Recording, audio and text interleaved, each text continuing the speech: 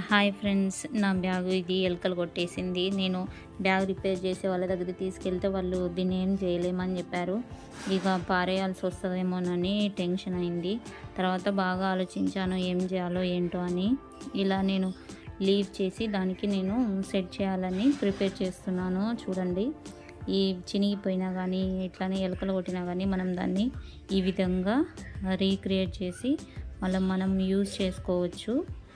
మీరు కనుక నా ఛానల్ని ఫస్ట్ టైం కనుక చూసినట్లయితే ప్లీజ్ సబ్స్క్రైబ్ చేయండి, ఇంకా షేర్ చేయండి, ఇంకా కామెంట్ చేయండి.